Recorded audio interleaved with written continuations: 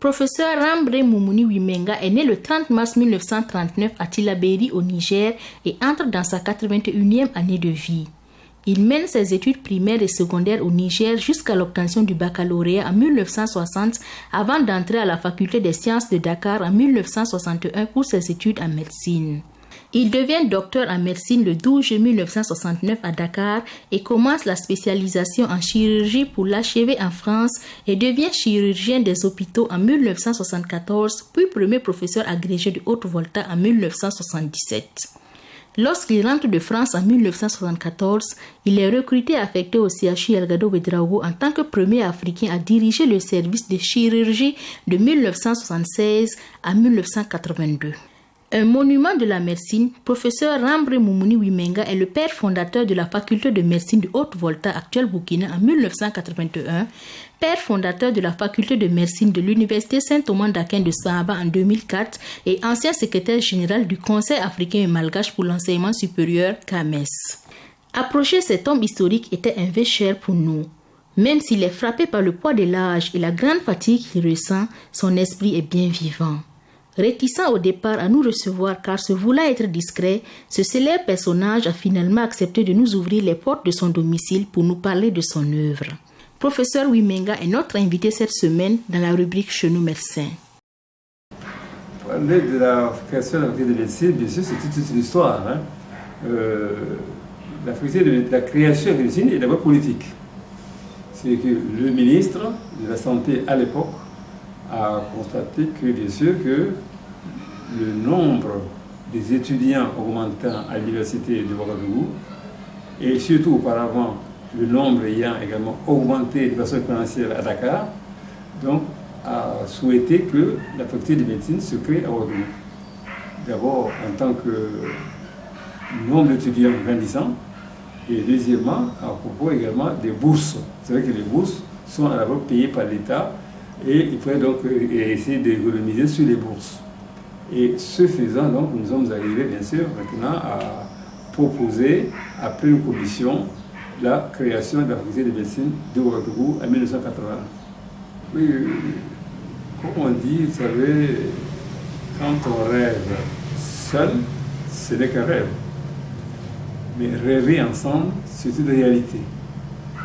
Effectivement, la conception de la faculté de médecine a été d'abord bien sûr un rêve individuel, puis ensuite devenu une réalité. Et petit à petit, donc, nous nous sommes entendus et avant de créer cette faculté de médecine, le gouvernement a mis en place, je répète, a mis en place une commission mixte, comprenant bien sûr des hommes, comprenant des femmes, et comprenant également des techniciens divers, des économistes, des financiers, des médecins, des enseignants, et tout ce monde a réalisé une commission nationale de création de la faculté de médecine. Et ce qui est original dans cette commission, c'est de créer non seulement d'abord la faculté de médecine classique, et surtout de commencer également par la fin. Cela veut dire que nous avons commencé par la première année, PCM1, et nous avons commencé également par la 7e année. Alors, pour nous faire comprendre, pour la 7e année, nous avons réuni les étudiants qui étaient à Dakar, qui étaient au Togo, qui étaient en France et qui étaient à Lomé, qui sont venus nous renforcer. Et par ce groupe-là, nous avons créé donc la 7e année, les jurys, les mémoires, les thèses. Et ensuite, bien sûr, nous sommes partis également par l'autre bout, la première année, la 2e année, et ainsi de suite. Une fois que l'inscription en faculté de médecine est lancée par l'université, par le gouvernement, bon, nous avons commencé à recruter les étudiants. Et nous avons travaillé donc, et aujourd'hui, ces étudiants ont suivi le cycle, ils ont fini, ils ont affecté, ils ont bien sûr occupé des postes et des fonctions de qualité. L'université Saint-Thomas d'Aquin nous a été proposée par la haute hiérarchie religieuse. Et bien sûr, il y a eu les archevêques, les pères sont venus nous voir à la faculté pour demander notre contribution pour les aider à mettre la faculté de médecine en route.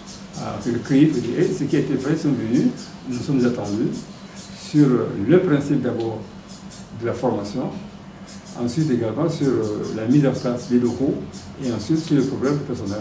Et nous avons travaillé ensemble pendant des années et nous avons sorti, bien sûr, l'école de médecine de l'université Saint-Thomas d'Aquin, avec plaisir. Et là aussi, aujourd'hui, nous sommes. Personnellement, j'ai participé jusqu'à la première promotion. Nous sommes fiers de la formation de nos étudiants. Et si vous voulez, vous pouvez regarder, nous avons des étudiants formés en médecine et qu'ils soient à Dakar, qu'ils soient à Abidjan, ils occupent des fonctions importantes et des bons rangs. Ça veut dire qu'ils ont bien compris le mécanisme de la formation des médecins. Et nous en sommes fiers de eux. Le professeur Wimenga, je le connais très bien. Quand je suis arrivé en 1984, après ma spécialisation, c'est lui qui m'a conseillé de rejoindre l'université en me recrutant comme assistant. Donc j'étais parmi les jeunes assistants à cette époque, en 1984. Notre histoire, nous avons un patron commun. Le professeur Wimenga a préparé son agrégation avec le professeur Goisé, qui est anatomiste chirurgien, qui est son patron. Et moi, quand j'ai fait ma formation de spécialisation, c'était à la faculté de médecine de Tours aussi, où le professeur Goisé était doyen de la faculté. Et quand il a vu qu'il y a un jeune Burkinabé qui est arrivé, il m'a pris dans ses bras et depuis, il m'a parlé du professeur Wimenga et j'étais comme le petit frère du professeur Wimenga qui est venu sur le papa, le professeur André Goisé. Et il a, grâce au fait que le professeur Wimenga était passé devant lui, le professeur Goisé a été particulièrement attentionné sur ma carrière, tant sur le plan professionnel que sur le plan social. Donc je peux dire que le professeur Wimenga a été une inspiration pour ma carrière professionnelle. Le professeur Wimenga, c'est quelqu'un qui est droit, qui vit sur le respect des valeurs morales. Il n'y a pas trop de gens comme le professeur Wimenga dans notre monde actuellement. La richesse que lui, il cherche, ce n'est pas la richesse matérielle. La richesse qu'il cherche, c'est essayer d'apporter à travers sa profession quelque chose pour les générations futures. Et je pense qu'il a réussi sur ce plan. Il a créé l'école de médecine qui est devenue maintenant UFR des sciences de la santé de l'université Joseph Kizerbo. Il a aussi été secrétaire général du CAMES et il a participé à la réorientation du CAMES. Et malgré tout cela, il a aussi été un des premiers membres et présidents du comité d'éthique nationale. Donc, c'est quelqu'un qui, dans sa carrière, a vraiment apporté quelque chose sur le plan scientifique. La faculté de médecine de l'université Saint-Thomas d'Aquin, c'est lui aussi qui a créé ça. Et beaucoup de médecins sont sortis. Actuellement, des pharmaciens vont sortir et des biologistes vont sortir. Tout ça, c'est l'œuvre du professeur Wimenga. C'est un bon croyant, puisqu'on se rencontre de temps en temps pour les prières. Et je pense que, du point de vue moral, il est un exemple. Une phrase célèbre du professeur Wimenga: travailler jusqu'à ce que mort s'ensuive. Ça, c'est sa phrase fétiche à chaque fois qu'il voyait des étudiants sous les arbres ou dans les couloirs en train d'étudier. Travailler jusqu'à ce que mort s'ensuive. C'est pour dire que vous ne devez pas relâcher. Quel que soit ce qui arrive, vous devez étudier si vous voulez réussir en médecine. C'est une grande personnalité de la médecine qui nous inspire et qui a été un modèle pour nous, pour son engagement, son courage, son abnégation au travail et son esprit de partage. Il a partagé pendant des années tout ce qu'il savait en médecine avec la jeune génération qu'il a eu à former. Il a créé toutes les opportunités pour que nous puissions faire de la médecine de qualité. Il a développé des partenariats qui ont profité à beaucoup de Burkinabés et au Burkina Faso. Aujourd'hui, si le Burkina compte des médecins dans toutes les provinces, dans tous les centres médicaux, nous le devons au professeur Wimenga. Pourquoi? Parce qu'il a eu le courage de lancer cette initiative au moment où personne n'y croyait. Il l'a entretenu dans le public. Après, il est allé encourager le public, le privé à faire pareil. C'est une personne que le Burkina ne pourra jamais remercier. Pas du tout. Parce que pour ce qu'il a fait, sans politique, sans esprit syndical, il a travaillé à rassembler tout le monde autour d'un objectif commun, la médecine, la formation. Nous retenons de lui une personne rigoureuse. Et je dis bien rigoureuse. Rigoureuse. Il n'aime pas le laxisme. Le professeur Wimenga a fait en sorte qu'il y ait le concours de l'internat au Burkina.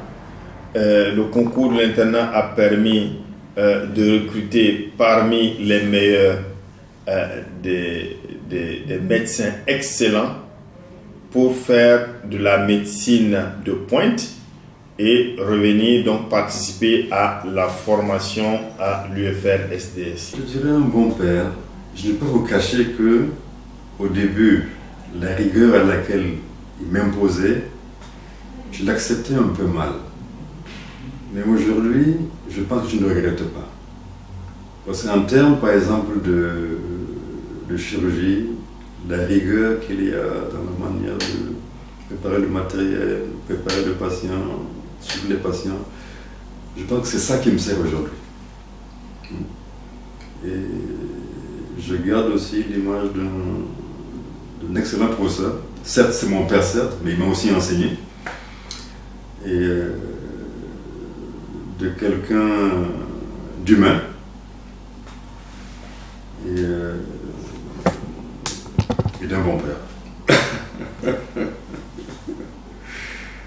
D'un bon père et aussi d'un bon grand-père, parce que je vois qu'il s'amuse toujours quand on lui amène les petits-enfants. Et ça les remplit de joie. En tout cas, je garde de très bons souvenirs. J'ai voyagé dans certains pays, Dakar, Abidjan, un peu Paris. Mais les gens se souviennent effectivement de lui, les gens m'en parlent. Et on parle en bien du premier effectivement, orthopédiste qui est à l'origine de la fac de médecine et tout. C'est quelque chose effectivement qui est formidable, c'est un monument en fait de la médecine. C'est quand même mon père qui a fondé la faculté de médecine. J'ai quand même cette fierté effectivement que j'ai. Bon, il a toujours été direct dans ce qu'il pense, il vous dira ce qu'il pense, mais je n'ai jamais porté la main sur qui que ce soit. Mais par contre, difficile à convaincre. Pour mériter sa confiance, je pense qu'il faut avoir certaines qualités. Il faut être un bon travailleur. Honnête, discipliné. Je voudrais que les jeunes sachent que ce n'est pas les muscles qui font les choses. Il faut s'entendre, il faut s'accorder, il faut discuter et se comprendre. Et je crois que tu parles de là. Alors, la première remarque que j'ai à faire concernant l'avenir non seulement de la médecine, mais tous les autres corps, c'est que les jeunes puissent s'entendre et surtout essayer de trouver des formules nouvelles, essayer de trouver quelque chose de nouveau. Il ne suffit pas de prendre les anciennes trouvailles et bâtir là-dessus. Parce que si vous bâtissez sur des vieux, sur des vieilles choses, des vieux murs, ça c'est cool. Il faut tout faire de manière solide de la base au sommet. Et à ce propos, j'ai toujours dit cela, que ce soit les étudiants en médecine, que ce soit les jeunes d'autres disciplines, d'autres formations, ils doivent toujours se réunir, se trouver et aboutir à la confection de quelque chose de nouveau. Autrement dit, pour nous jeunes, pour les jeunes, il faut bien sûr bâtir sur le solide, il faut savoir créer ou alors périr. Il faut ou inventer ou périr. Ça, c'est écrit dans tous les documents. Bon, il a déjà un certain âge, il a réussi à fonder une faculté de médecine, il a formé beaucoup de gens, tant au Burkina qu'ailleurs. Ce que je le souhaite, c'est que les valeurs qu'il a voulu défendre sur cette terre-là, qu'il puisse accomplir le maximum avant de quitter cette terre. Pour moi, Wimenga, c'est une source. Je peux dire qu'il aurait pu rester en France, être un bon chirurgien et se faire de l'argent, surtout qu'en ce temps, il n'y avait pas de carte de séjour. Il était français comme tout le monde. Et il allait avoir la nationalité, mais il a accepté de revenir dans son pays. Donc, actuellement, je ne pense pas qu'un médecin qui avait la position que Wimenga avait allait revenir au Burkina Faso.